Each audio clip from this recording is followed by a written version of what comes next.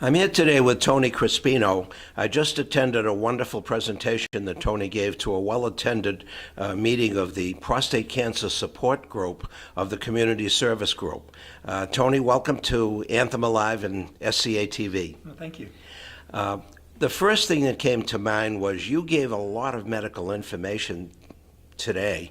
And what I've read about you is you're not a doctor, you're not a PhD. Tell us, how did you come to be an expert and a well-regarded presenter on the subject of prostate cancer?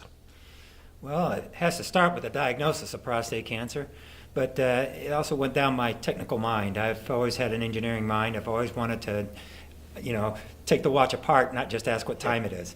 And that was recognized by my oncologist, who decided that he felt that I was able to play a big role both in the community, not just in being a part of clinical trial research, but also to get into the real nuts and bolts on the science, the molecular biology, all those things. And then all of a sudden I found myself doing something that I liked. That's terrific. Tony, what are some of the current statistics on prostate cancer? We know that it is a common disease among men, especially older men. Give us some of the numbers, some of the data, if you will.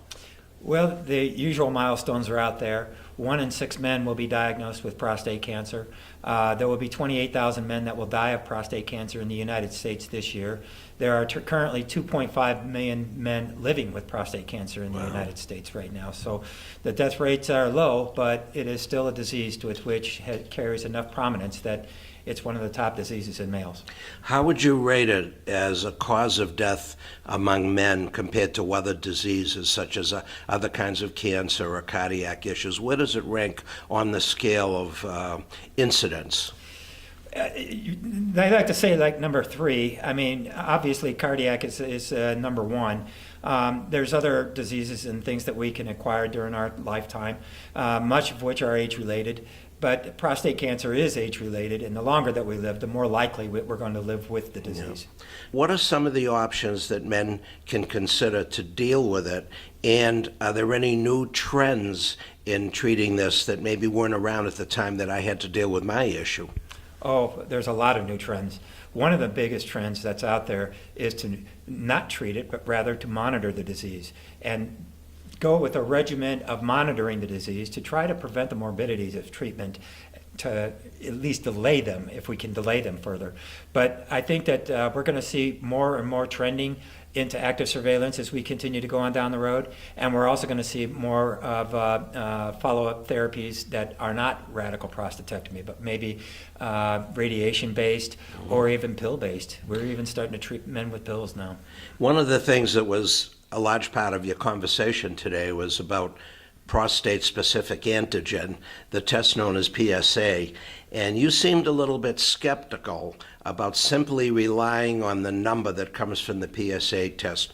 What are the nuances that caused you to pause when you talked about that as a predictor? Well, PSA is not prostate cancer specific. There's a lot of things that can make PSA rise and fall. PSA can be different if it's done in the morning and done in the evening. You could have 2 different varied results, and you might say, well, if it went up in the evening, well, there's proof right there that the disease is on the move. But the reality is that time needs to be broken up over bigger intervals, and then you can use a little bit more predictive value of the PSA test. But to use it as a predictor of should I be treated, should I not be treated, there's other means with which are more formidable. If a person today were diagnosed for the first time with prostate cancer, that's all they know, we think you have prostate cancer, what advice would you give to that person? Educate. Absolutely, the number one decision they're going to make in their life is coming up on them. And it's better to make educated decisions ahead of maybe fearful decisions or emotional decisions. Mm-hmm. And the best way to get the fear and emotion out is to get with your peers and get educated and understand your decision. We have a support group here, which is the group you spoke to at Sun City Anthem today, and I understand you also operate a support group at one of the St. Rose Dominican Hospital campuses. This is David Berman for Sun City Anthem, SCA-TV.